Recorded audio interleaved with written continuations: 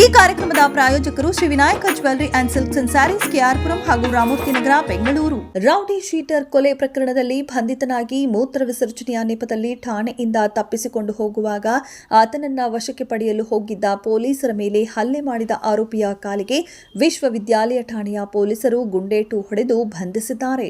Rowdy sheeter Khaleel ಕೊಲೆ ಪ್ರಕರಣದ ಆರೋಪಿ ಯದುಲ್ಲಾ ಕಾಲೋನಿ ನಿವಾಸಿ 40 ವರ್ಷದ ಮಿರ್ಜಾ ಕೌಸರ್ ಬೇಗ್ನ ಬಲಗಾಲಿಗೆ ಗುಂಡು ಹಾರಿಸಲಾಗಿದೆ.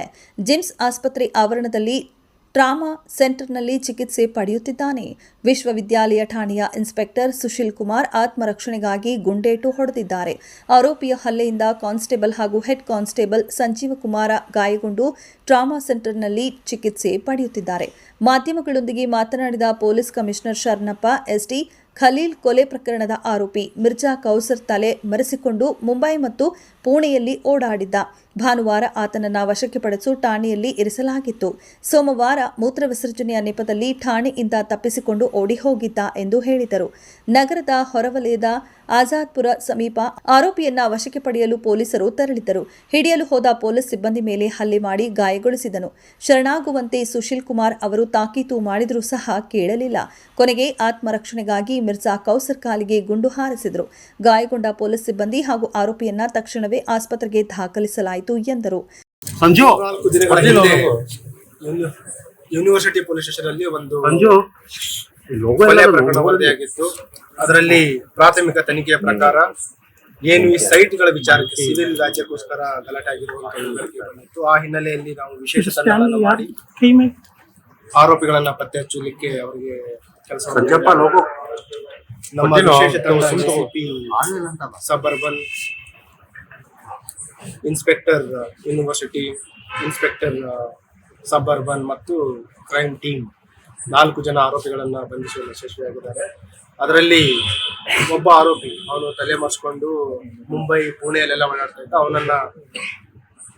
ನಿನ್ನೆ ಅವನನ್ನ ವಶಕ್ಕೆ ಪಡ್ಕೊಂಡು ಇವತ್ತು ಬಂಧಿಸಲಾಗಿತ್ತು. ಅವನು ಸ್ಟೇಷನ್ನಿಂದ ನೇಚರ್ ಕಾಲ್ ನೆಪದಲ್ಲಿ ತಪ್ಪಿಸ್ಕೊಂಡಿದ್ದ. ಅವನನ್ನ ಮತ್ತೆ ನಮ್ಮ ತಂಡ ಪತ್ತೆ ಹಚ್ಚಲು ಯಶಸ್ವಿಯಾಗಿದ್ದಾರೆ. ಅವನನ್ನ ವಶಪಡಿಸ್ಕೊಳ್ಬೇಕಾದ್ರೆ ಅವನು ನಮ್ಮ ಸಿಬ್ಬಂದಿಯವರ ಮೇಲೆ ಮಾರಣಾಂತಿಕ ಹಲ್ಲೆ ಮಾಡಿದ್ದಾನೆ.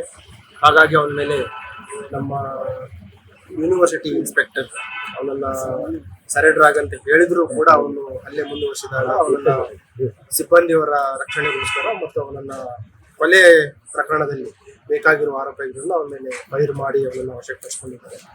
ಗಾಯಗೊಂಡ ನಮ್ಮ ಏನು ಸಿಬ್ಬಂದಿ ಇದ್ದಾರೆ 2 ಜನ ಹೆಡ್ ಕಾನ್ಸ್ಟೇಬಲ್ಸ್ ಮತ್ತು ಕಾನ್ಸ್ಟೇಬಲ್ಸ್ ಅವರನ್ನ ಇಲ್ಲಿ ಆಸ್ಪತ್ರೆಗೆ ಸಾಗಿಸಿದ್ವಿ. ಅವರು ಚಿಕಿತ್ಸೆ ಪಡಿತಾ ಇದ್ದಾರೆ. ಅದರ ಜೊತೆಗೆ ಏನು ಆರೋಪಿ ಇದ್ದಾನೆ ಮಿರ್ಜಾ ಕೌಸರ್ ಬೇಗ್ ಅಂತ, ಅವನನ್ನು ಕೂಡ ಈಗಾಗಲೇ ಆಸ್ಪತ್ರೆಗೆ ಸಾಗಿಸಿ ಅವನಿಗೆ ಕೂಡ ಚಿಕಿತ್ಸೆ ನೀಡಲಾಗುತ್ತದೆ. ಕೌಸರ್ ಮೇಲೆ ಬೆಟ್ಟಿಂಗ್, ಜೂಜಾಟ, ಕೊಲೆಗೆ ಯತ್ನ ಸೇರಿ 10 ಪ್ರಕರಣಗಳು ದಾಖಲಾಗಿದ್ದವು. ಅವುಗಳ ಪೈಕಿ 4 ಪ್ರಕರಣಗಳಲ್ಲಿ ಶಿಕ್ಷೆಯೂ ಕೂಡ ಅನುಭವಿಸಿದ್ದ. ಯಥೇಚ್ಛಿನ ಕೊಲೆ, ಠಾಣೆಯಿಂದ ತಪ್ಪಿಸಿಕೊಂಡಿದ್ದು ಹಾಗೂ ಪೊಲೀಸರ ಕರ್ತವ್ಯಕ್ಕೆ ಅಡ್ಡಿಪಡಿಸಿ ಹಲ್ಲೆ ಆರೋಪ ಸೇರಿ ಒಟ್ಟು 13 ಪ್ರಕರಣಗಳು ದಾಖಲಿಸಲಾಗಿದೆ ಎಂದು ಹೇಳಿದರು. ಇದರಲ್ಲಿ ಈಗೇನು ಆರೋಪಿ ಇದ್ದಾನೆ ಅವನ ಮೇಲೆ ಒಟ್ಟು 10 ಪ್ರಕರಣಗಳಿದ್ದಾವೆ. ಅದಲ್ಲದೆ ಅದರಲ್ಲಿ 2 ಹರ್ಟ್ ಇದೆ ಮತ್ತು ಒಂದು 307. ಅದಲ್ಲದೆ ಗ್ಯಾಂಬ್ಲಿಂಗ್, ಅದರಲ್ಲಿ ವಿಶೇಷವಾಗಿ ಈ ಬೆಟ್ಟಿಂಗ್ ಮತ್ತು ಗ್ಯಾಂಬ್ಲಿಂಗ್ ಪ್ರಕರಣಗಳು. ಅದರಲ್ಲಿ 4 ಗ್ಯಾಂಬ್ಲಿಂಗ್ ಮತ್ತು ಬೆಟ್ಟಿಂಗ್ ಕನ್ವಿಕ್ಷನ್ ಆಗಿದೆ. ಅದಲ್ಲದೆ ಈಗ ಇತ್ತೀಚಿನ ಒಂದು 307 ಸ್ಟೇಷನ್ ಇಂದ ತಪ್ಪಿಸ್ಕೊಂಡಿರುವಂತದ್ದು ಮತ್ತು ಈಗ ನಮ್ಮ ಸಿಬ್ಬಂದಿಯವರ ಮೇಲೆ ಕರ್ತವ್ಯಕ್ಕೆ ಅಡ್ಡಿಪಡಿಸಿ ಮಾರಣಾಂತಿಕ ಹಲ್ಲೆ ಮಾಡಿರುವಂತಹ 353 ಟೋಟಲ್ 13 ಪ್ರಕರಣಗಳಲ್ಲಿ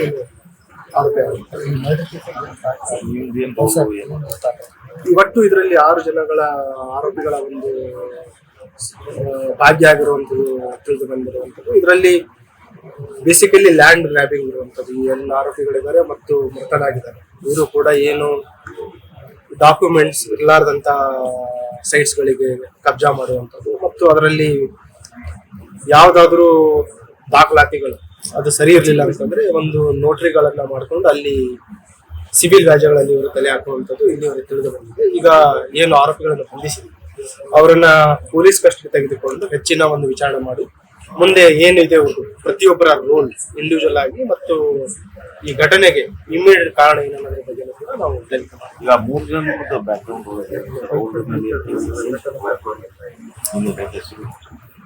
ಹೆಸರುಗಳು ನಿಮ್ಗೆ ಆಮೇಲೆ ತಿಳಿಸ್ತೀವಿ. ಅದರಲ್ಲಿ ವಶಕ್ಕೆ ಪಡಿಸ್ಕೊಂಡು ಈಗ ಆಲ್ರೆಡಿ ನ್ಯಾಯಾಂಗ 3 ಜನರಿಗೆ ಅರೆಸ್ಟ್ ಮಾಡಿ ನ್ಯಾಯಾಂಗ ಬಂಧನಕ್ಕೆ ಒಪ್ಪಿಸಲಾಗಿದೆ. ಈಗ ಇವನನ್ನು ಕೂಡ ಈಗ ಯಾವ ಬರ್ತಿಲ್ಲ ಅರೆಸ್ಟ್ ಮಾಡಲಾಗಿದೆ. ಈಗ ಪೊಲೀಸ್ ಕಸ್ಟಡಿಗೆ ತೆಗೆದುಕೊಂಡು ಇವರನ್ನ ನಾವು ಹೆಚ್ಚಿನ ವಿಚಾರ ಅವ್ರದ್ದು ಏನ್ ರೋಲ್ ಇತ್ತು?